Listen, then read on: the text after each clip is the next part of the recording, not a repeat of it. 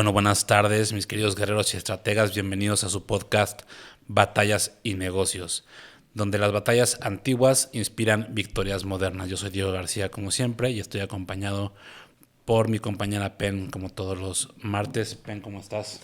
Hola, pues con todo el gusto de saludarlos, soy Penélope Niebla y hay algo aquí que pues siempre nos atrae y es poder encontrar en estos aconteceres de la historia de México, pues también motivos de orgullo y motivos que hoy en día nos lleven a reconocer quiénes somos y hacia dónde nos dirigimos, por supuesto, con qué estamos comprometidos, qué nos vuelve mexicanos y qué nos hace también queribles para el mundo, ¿no? ¿Qué somos como nación? Y esto está muy padre en el capítulo que hoy vamos a ver, es algo bien interesante. Así es, mi querida Pen. El día de hoy vamos a continuar con las batallas de México. Con esta tercera batalla terminaríamos esta pequeña mini temporada de México. No significa que no regresaremos después a México, todavía Claro. tenemos pendiente México, pero todavía hay muchas otras batallas del mundo que tenemos que revisar. Pero bueno, el día de hoy decidimos, como lo habíamos comentado en podcast anteriores, revisar la batalla de Churubusco, una vez más estando en este momento complejo de México. Estamos hablando de los 1800 medios, 1847 fue la batalla. Estamos en medio de la invasión gringa a México. Y bueno, hoy, además de recordarles y de honrar a algunos personajes de la historia que están un poco olvidados, siento yo, también es momento desde mi punto de vista, de sacar a la luz a algunos otros personajes que son medio oscuros, que nadie sabe, ¿no? Voy a guardar mi comentario para después para que no me lo queme, pero voy a hablar muy Ah, mal de un personaje que es muy famoso en México. sí, ya, Ya sabes para pero dónde me voy, mandó ya sabes para dónde ahí vas. No, y no el, estoy hablando de el Benito Juárez, telegrama, no, el No. telegrama telepático, estamos hablando de quién era presidente, también. Bueno, es Santana, ¿no? Ajá. No, te voy a decir que es otro, pero ahorita voy a llegar Ah, a bueno, él. ya, que no se Otro guarde esa maldito. sorpresa Otro maldito. para el momento. Es correcto. Y bueno, entonces vamos a situarnos en ese México complicado. Es un México recién independizado, tiene 20 años de ser independizado. Es un México complicado.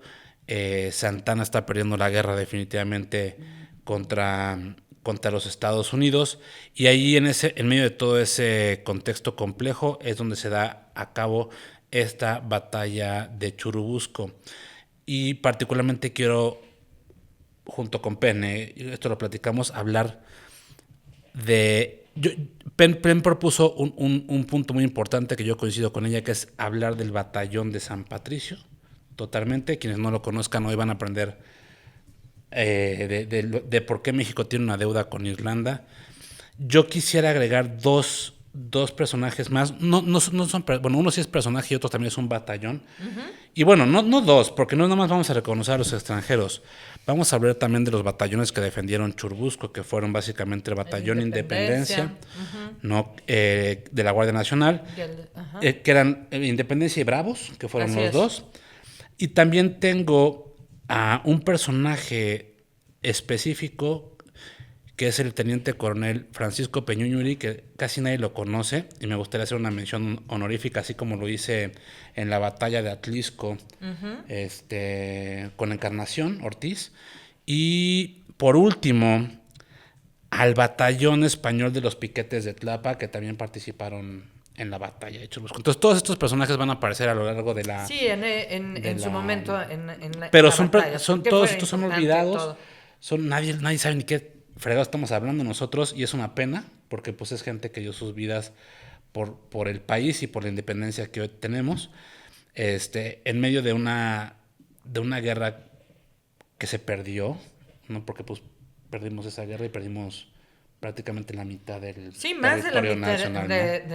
del territorio, pero debemos entender, y por eso ha sido el recuento que hemos hecho a lo largo de estos capítulos, cuando estuvimos hablando de la independencia, perdiendo Creo que pues podemos decir a 200 años, la idea es que nos independizamos de España, cuando Estados Unidos pues está por sacar el destino manifiesto. El destino manifiesto para ellos significa América y la doctrina Monroe es algo que nos viene por herencia divina y debemos conquistar todo el territorio y es nuestro y es legítimo. Entonces, desde ese momento vemos que empiezan a intervenir con las leyes, con la república, haciendo a un lado esta monarquía soberana que se había puesto aquí y de diversas maneras llenando también estos territorios que eran parte de México. Y bueno, en cierta forma siguen siendo parte, ¿no? Pero ¿hacia dónde vamos? En ese momento, y estamos hablando de las intervenciones, pues en la vez anterior hablamos cuando fue la intervención francesa, que esto es anterior. Esto es anterior. Unos añitos antes. Unos añitos antes, ¿no? Entonces, yo sí es cierto, vamos a hablar del batallón de San Patricio, que tuvo una brillante intervención en esa batalla. Y pero déjame decirte, ¿sí? Es lo que te iba a decir, Pen. No solamente el batallón de San Patricio participa en Churubusco, sí, como claro. Bien dice Pen. Quisiéramos contarles un poquito, y no hacer un gran resumen, sino un pequeño resumen de cómo nace el batallón de San Patricio, cómo lo fundan, cuáles son los motivos por los que se funda. Participa, como dice Pen, el batallón de San Patricio en batallas anteriores, poniéndonos en contexto. Sí, vámonos mucho más atrás. ¿Quiénes eran? ¿Por qué estaban allí estos irlandeses? ¿No? Estamos hablando de Europa, Irlanda. Se vive la gran hambruna. Se habla que esta hambruna estuvo más o menos en esta época también. Se vivió en los años 40 hasta el 52 en Irlanda, dependiendo de un solo cultivo, la papa. Hay una plaga y se acaba con este cultivo y es un desastre terrible, un desastre. Alrededor de un millón de personas muere de inanición y otro millón de personas pues tiene que salir buscando esta supervivencia. Por otro lado, los irlandeses tenían pues más o menos desde 1650, con Cromwell, cuando Cromwell empieza a crear una tremenda polarización, rivalidad con el pueblo irlandés hasta que lo colonizan. ¿Y qué es lo que tenían los irlandeses para mantener esa identidad? La religión. Ese sentir nacional. Por un lado, la religión, que era la católica, frente a la anglicana, que tenían los ingleses, y por otro lado, pues la lengua gaélica, frente a la lengua inglesa, ¿no? Esto los hacía identitarios, ¿no? Cuando sucede esto y han vivido bajo una tremenda pues y constante pues abyección con cómo eran tratados por los ingleses, tenemos este personaje que es John Reilly, que se va en busca de esta supervivencia. A ver, pero déjenme decirles, ahí ya, o sea, Penélope hablaba del año 1600 con Don Cromwell, ahorita ya se fue otra vez a 1800. Sí, digo, desde 1600 ya estamos en el 1800. Ahora, por eso les digo, en la John Reilly. ¿Cómo se llama? Gran hambruna, que fue en 1840 y tantos, hasta el 52, es que suceden Reilly, estas muertes y John Reilly, pues, se va. Llega, primero se dice a Canadá. En Canadá se alista también lucha en este lado británico y después va bajando. En Michigan también se sabe que estuvo y toma el lugar de teniente. Allí teniente de artillería. y es enviado, se dice, a Texas. Entonces, en este momento nos situamos ya en Texas, en el año 1846. Está John Riley, o John Riley, o Juan Riley, como ustedes quieran, porque también le han en la dado tumba diferentes dice Juan nombres. Riley. Juan Riley, y hay diferentes versiones del nombre, pero ya lo vemos en Texas. Lo destacan en Texas precisamente porque estamos ante la anexión de este territorio enorme que es Texas hacia Estados Unidos. Y eso es lo que detona la guerra de Estados Unidos, el que nos declare la guerra a Estados Unidos. Ahora, para bajarlo un poquito al piso, ¿qué es lo que hace que los irlandeses empiecen a desertar? Varias razones. Primero es el tema religioso tiene mucho que ver, porque de alguna manera se sentían más identificados con los mexicanos que con los gringos por el tema religioso, y muchos de ellos al pelear, todos eran de un batallón de artillería, es correcto, y muchos de ellos sentían que la causa de México era más justa que la causa de los Estados Unidos. Entonces, las políticas de deserción de los Estados Unidos estaban siendo muy complicadas y muy bravas. Entonces, pues empiezan a desertar poco a poco los irlandeses. Y esto es bien importante, cómo podemos ponernos en sus zapatos. Ahí es donde podemos entender la causa, ¿no? Creo que es muy claro cuando son sumamente maltratados los irlandeses dentro del ejército de Estados Unidos. Combaten por parte de Estados Unidos, pero por otro lado ven en ellos unos enemigos. ¿Por qué? Porque no comparten precisamente la religión, y en este caso los de la Unión también pueden verlos como unos ciertamente adversarios, porque consideran la religión católica parte del populacho mexicano, y así lo ven en ese. Y ahora también creo, eso no ha cambiado la visión de nuestro vecino de Norteamérica hacia nuestra propia nación. Ahora, ¿cuál es la de las primeras batallas? Como decía Penélope, vamos al año 1846, ¿no? Y las primeras batallas en las que participan ya el Batallón de San Patricio, que no es originalmente el Batallón de San Patricio, simplemente se le llamaba la Legión Extranjera. En mayo de 1846 participan en la batalla de Palo Alto y en la batalla de la Resaca de La Palma. Esos son los primeros participaciones de ellos ya de parte del ejército mexicano. Estamos hablando de únicamente alrededor de 50, 48 irlandeses en esas batallas, liderados por John Riley. Y es bien importante decir una cosa, súper importante. John Riley deserta precisamente en abril del 46. En mayo son estas batallas. Eso quiere decir un mes antes de que Estados Unidos le declarara la guerra a México. Y digo que es importante porque era un tiempo de paz. En ese sentido, no estaba desertando del ejército, no de una contienda. Cuando junta a este primer batallón, como tú dices, en un principio de unos 48 holandeses, pues también se empiezan a juntar más, empiezan a sumarse otros, pero eran escoceses, polacos, italianos, franceses y hasta españoles. Sí. No solamente desertores, que eran en su mayor parte desertores, sino también extranjeros que se encontraban en la zona y que veían de verdad una causa mucho más legítima del lado de México, y que no veían, que se sintieron engañados en cierta forma cuando a ellos les dicen que hay que combatir a los mexicanos. Sí. El batallón vamos a hablar de la Legión Extranjera porque creo que me parece más justo el nombre. No, yo el batallón de San Patricio. El batallón de San Patricio. Pero bueno, para que ubiquen también que, como decía Penélope, no son solamente irlandeses. Sí, por eso, el batallón de San Patricio, pues, tiene un papel destacado en la defensa de Monterrey, aunque la ciudad de Monterrey es tomada por el ejército gringo, que es importante.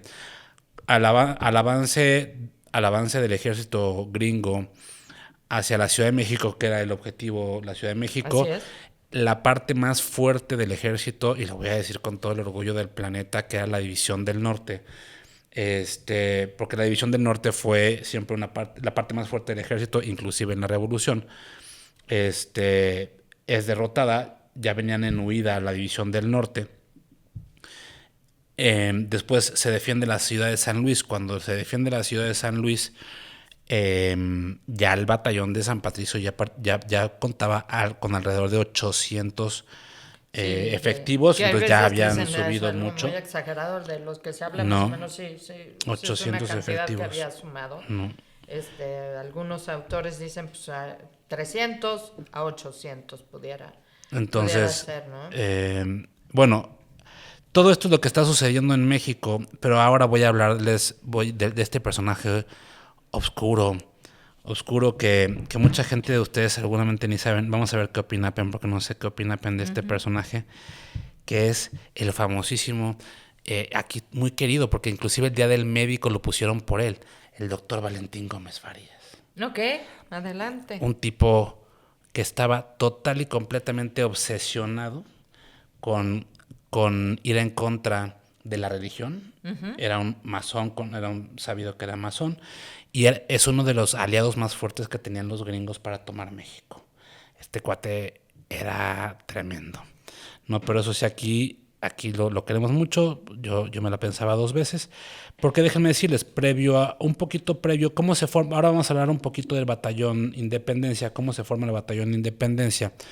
Pues resulta que hay al ataque del gobierno en la guerra de reforma por parte del gobierno a la parte religiosa, pues mucho del pueblo mexicano era muy religioso, sigue siendo muy religioso, y una parte del ejército deserta, por supuesto que se les llama traidores, a esta parte particular se le llama la rebelión de los polcos, y en ese momento parte importante del ejército deserta y es lo que forma después el batallón de Independencia y el batallón Bravos.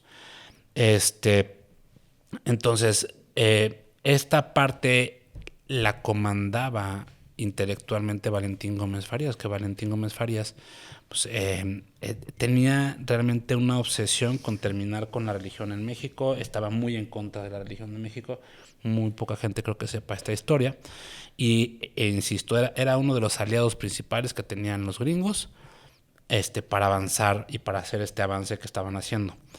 Los ejércitos de Santana estaban ya totalmente derrotados y el ejército gringo prácticamente está pisando la Ciudad de México, y aquí es donde empezamos ya con el contexto de la batalla de Churubusco, ¿no, Pen? Así es. Creo que quienes conocen la Ciudad de México pueden encontrar este ex convento de Churubusco en el sur de la ciudad, en la parte de Coyoacán, y verán que está muy, muy cercano a la Ciudad de México. Era el último lugar, como el último bastión donde se podía contener al ejército. Y estamos hablando que en superioridad numérica pues están muy, muy por arriba. También... No solo la superioridad numérica, mi Pen, sino que cuando viene la batalla efectivamente de Churubusco, que era el último bastión que podíamos defender antes de que llegaran al centro y tomaran Palacio Nacional y Palacio de Chapultepec y toda esa zona,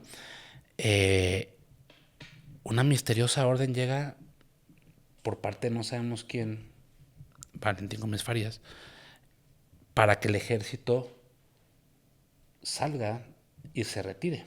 Entonces, el batallón de Independencia, los Bravos, los piquetes de Tlapa, la orden que tienen es de cubrir la retirada del ejército.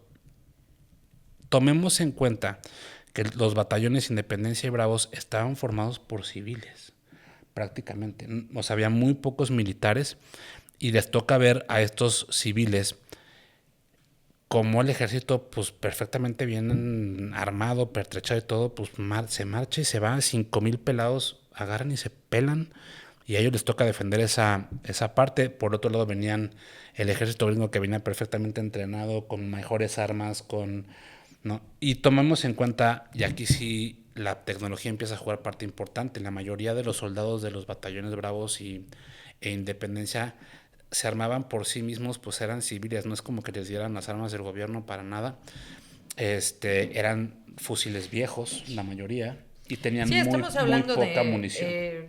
En cuanto a cuestión numérica, de capacitación y de armamento. No tenían para dónde hacerse. Teníamos poco y teníamos civiles, ¿no? Sí. Entonces no tenía realmente, estaba defendiendo el fuerte, estaba atrás de los muros del convento el general Pedro María Anaya, que estaba en este caso. Oye, y hay un personaje que te va a gustar mucho, que no sé si lo conocías, seguramente sí. Era un sobrino de Iturbide que también estaba al frente, que era el teniente coronel Félix Galindo. Que cuando me pongo a leer yo la crónica, me doy cuenta que es un sobrino de Iturbide. De Iturbide. No, es otro de los personajes importantes en la defensa por parte del Batallón Independencia, que son los que cubren la retirada del ejército regular. Y aquí es donde yo quiero meter a el teniente coronel Francisco Peñuñuri, porque como el teniente coronel Francisco Peñuñuri hay varios, los nombres pues probablemente perdidos en la historia, pero el teniente coronel Francisco Peñuñuri era un civil. Él era un civil, o sea, tantito antes, como muchos de los civiles de esta ciudad, cuando la leva se levanta y dicen los gringos van a atacar y están a nada de llegar, muchísimos civiles de la Ciudad de México toman las armas y deciden unirse al Batallón Independencia y al Batallón Bravos. Y esta es la parte más chingona de la historia del día de hoy, porque como preparación no tenían nada, como armamento tenían muy poco, y iban a enfrentarse contra uno de los ejércitos más poderosos en ese momento, y el valor que tuvieron estos soldados, como el teniente coronel Francisco Peñuñuri, es de ser reconocido, porque pues no tenían más que... Creo que es importante recordar estos nombres y todo, pero hay nombres que se vuelven inmortales. Y hay una cuestión. Todos eran mexicanos, de alguna manera estaban... acababan de salir de una independencia y tenían una cuestión por cuál luchar. En el caso del batallón de San Patricio de los irlandeses, eran unos extranjeros defendiendo una tierra ajena como si fuese propia. Por eso se volvieron inmortales, por eso están sus nombres en oro y por eso vale la pena recordarlos, porque tomaron esta causa como propia y consideraron, cuando se trata de una guerra injusta, abandonar el lado que era el fuerte, en el que estaban. Ellos pertenecieron al ejército de Estados Unidos para unirse a un contendiente que parecía débil, pero que tenía una causa justa. Y en ese sentido, cuando ellos consideran apoyar lo que era justo y porque veían que cuando estaban atacando a los mexicanos, estaban atacando a hermanos que no les habían hecho absolutamente nada. Y ellos no se consideraron unos mercenarios, se consideraron parte de una contienda en la que tenían que estar del lado justo, y eso fue realmente lo que es lo más importante, creo que en la historia de nuestra relación con Irlanda, y obviamente que le da el nombre a la batalla de Churubusco, ¿no? Yo estoy totalmente de acuerdo con Ben, salvo una cosa. No sé por qué los nombres de los mexicanos que murieron no están en oro, porque no estoy de acuerdo con eso. No, porque nadie conoce al teniente coronel, por ejemplo, Francisco Peñuño, y no está su nombre en oro. Pero yo no considero que tenga más valor. Yo considero que tiene el mismo valor. Considero, igual que ella, que es valiosísimo el esfuerzo que hicieron los del Batallón de San Patricio, pero también pues requiere muchísimo valor ser un civil y ponerte a defender a los maricones del ejército que se estaban retirando por órdenes de Valentín Farías, ¿no? Estoy totalmente de acuerdo, entonces, por supuesto, pero es tu patria. E ir a luchar por una patria ajena. Ahora, déjame decirte, para no romantizar tampoco, además, también hay que decirlo. El ejército de Santa Anna estaba dando a todos los que desertaran del ejército gringo Les ofrecieron tierras. Les ofrecieron Y tierra la y un ciudadanía, trato sí, justo. sí. Había una cosa también, en el ejército de Estados Unidos no había posibilidades de ascender. No. Lo que Aquí les sí. ofrecen en el ejército mexicano son posibilidades de ascenso, tal vez tierra, e incluso los que no querían pelear también se les iba a admitir. En este caso ellos sí fueron, no por la tierra, porque en realidad No, van a ver más adelante que no había tanto eso, sino por esa causa, porque sí, eso a la es vida hay cierto. que darle un objetivo y un motivo. Y cuando salen de su propia patria y encuentran unas condiciones similares a las que tenía Irlanda frente a Inglaterra y las encuentran en México frente a Estados Unidos, toman esa causa mexicana, ¿no? Entonces vamos a entrar un poquito ya en el contexto de la batalla y la verdad es que la batalla es una batalla muy cortita. Sí. Realmente dura un día, una tarde realmente, horas. Pero vamos a entrar en el porqué y en la valentía, pues la verdad de los civiles que defendieron el convento de Santa María de Churubusco en aquella época.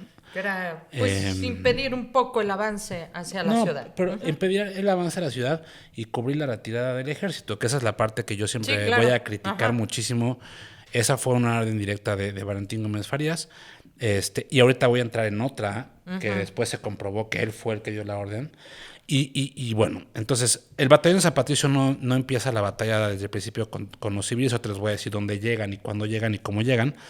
Pero arrancan estos generales y estos tenientes que yo les comentaba, Félix Galindo, está Anaya, está el teniente coronel Peñuñuri y también está el general Manuel Rincón. Todos estos son, cuando hablamos de Manuel Rincón, Anaya y Félix Galindo, es importante destacar que estas personas se habían unido a los batallones Independencia y Bravos desertando del ejército. Estos se habían salido del ejército en la rebelión esta que les estaba yo contando de los polcos, que es básicamente una parte del ejército que deserta para defender a la iglesia en contra de todo lo que estaba pasando de pues, la guerra de contra la iglesia, ¿no? De quitarle todos sus bienes a la iglesia y todo esto.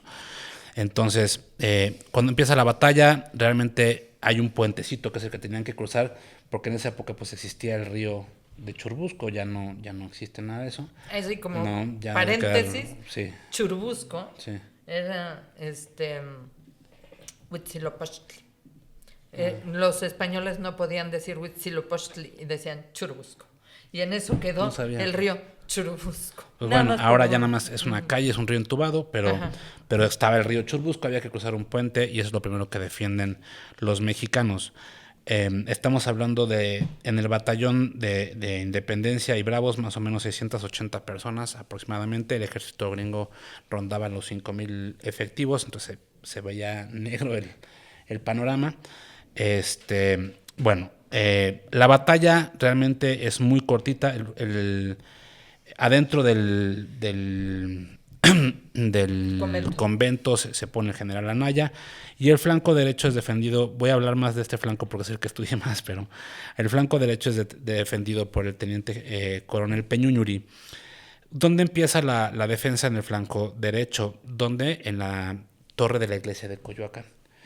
Ahí es donde empieza la defensa y realmente la estrategia que utilizan los mexicanos es una estrategia muy interesante. Al saber que son menos, al saber que están menos armados, lo primero que intentan hacer para evitar la artillería gringa, porque traían artillería por supuesto los gringos, es formar pequeños erizos. Por pequeños erizos, o sea, se les llama erizos porque tenían los fusiles con las bayonetas y al juntarse 4 o 5 personas, pues, parece un pequeño erizo. Entonces forman unos pequeños erizos. ¿Para qué? Para desconcentrar el fuego. Entonces eran grupos de 5, espacio 5, espacio 5, espacio 5, de manera que los cañones no pudieran pues pegarle a un grupo Grande. de 100 o de 200 personas, pues eran 680, no friegues. No. Lo único que les dio el gobierno para luchar fueron, bueno, eso es lo que dicen las crónicas, están muy exactas, pero 20 tiros por persona. Que se acabaron relativamente rápido.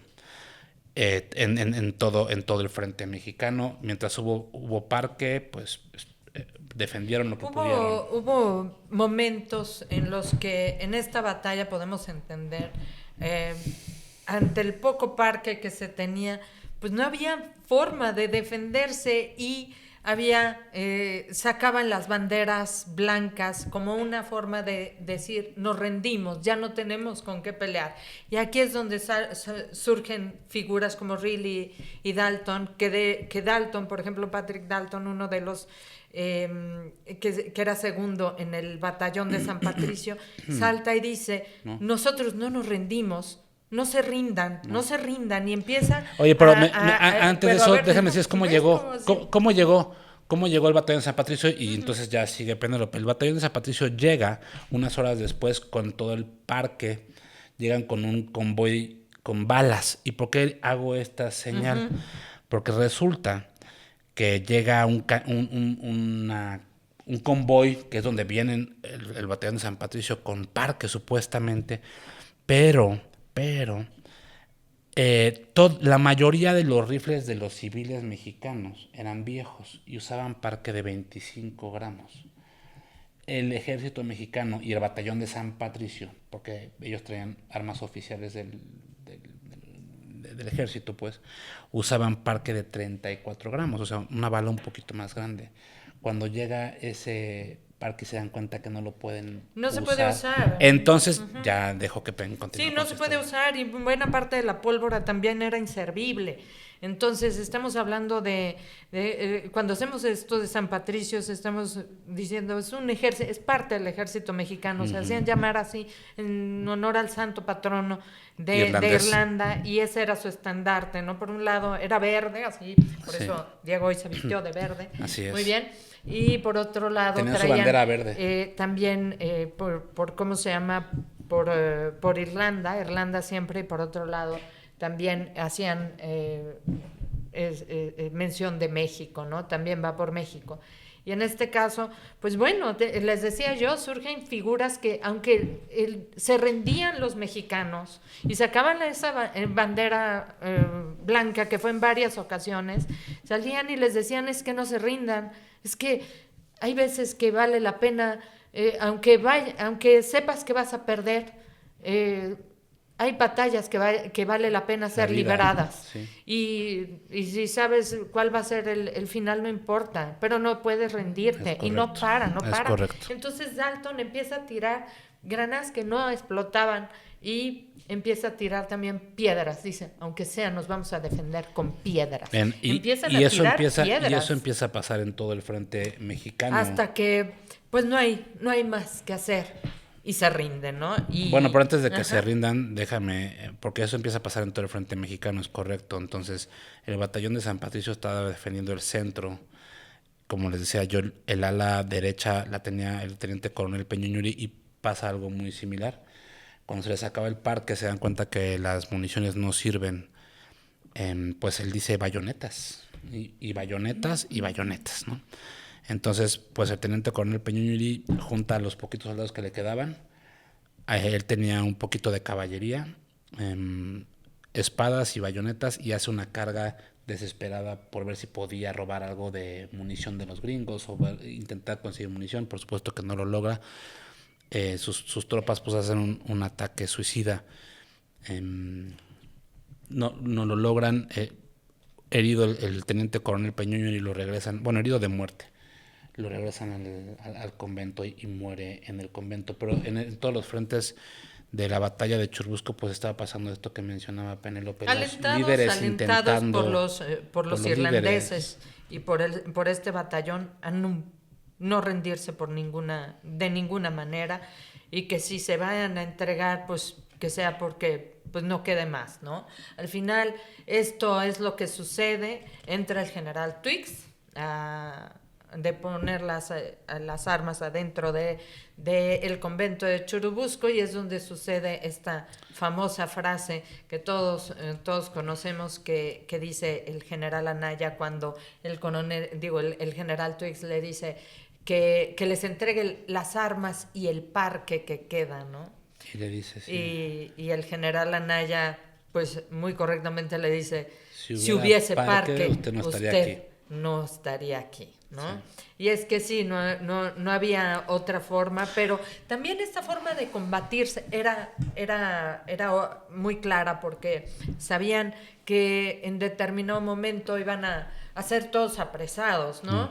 Y sabían cómo se conducía este Ahora ejército. se presupone, más bien no se presupone, sí se sabe que la orden de llevar el parque de 34 gramos y no de 25 gramos vino de Valentín Gómez Farías. Y lo que esto sí se presupone es que fue una venganza contra el Batallón Independencia, porque no olvidemos que el Batallón Independencia se alzó en armas contra él en la rebelión de los polcos. Eso Entonces, pues sí, es como les digo, hay causas y causas y en este caso, pues yo creo que hay que pues poner en este justo valor y agradecer.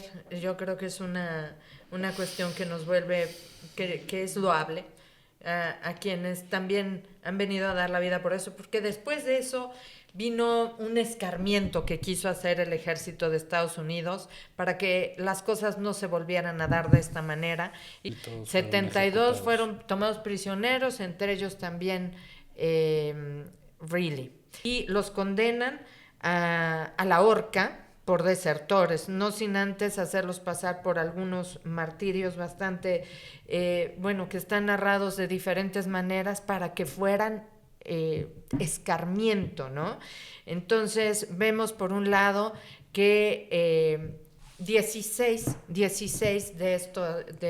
estos contendientes del batallón son ahorcados bajo un juicio de guerra en el que se les condena por ser desertores y son ahorcados en San Ángel, en la plaza de San Jacinto en San Ángel.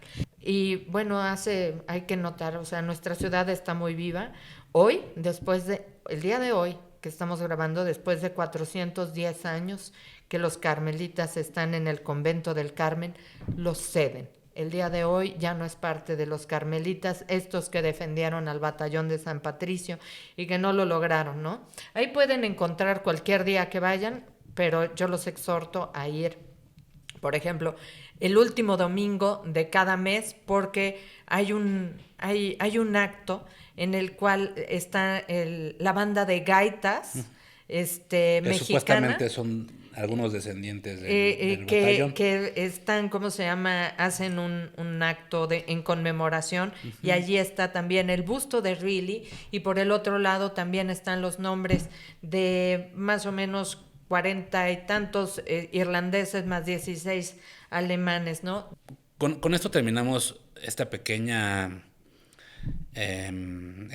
temporada de las batallas de México, en donde quisimos más que conectarlo con los negocios, que todos ustedes tuvieran un poquito del costo que ha tenido el identidad. México que tenemos hoy, que luchen un poquito más por su país y que sepan que atrás de un país libre hay muchas vidas.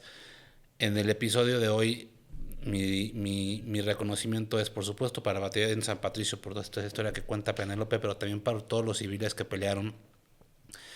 Y estoy seguro que muchísima gente que nos ve pues se levantaría en armas en caso de ser necesario. Y no es un llamado a las armas para nada, pero sí entender, sí, ¿no? Es entender lo que cuesta la independencia, sí es entender lo que cuesta la democracia, es entender las traiciones por las que ha pasado el país, es entender y recordarle a todos el ejército en este ejemplo o en esta batalla, pues se olvidó totalmente de cuáles eran sus raíces y su razón de ser. No olvidemos que el ejército tiene dos razones de ser principalmente: cuidar la soberanía de un país, y no lo hizo en ese momento, asimismo como cuidar al pueblo de México, y el pueblo fue el que cuidó al ejército. Sí, y entender que muchas veces las alianzas no se logran, no se forjan entre naciones, sino entre personas que tienen y que comparten un mismo ideal, ¿no?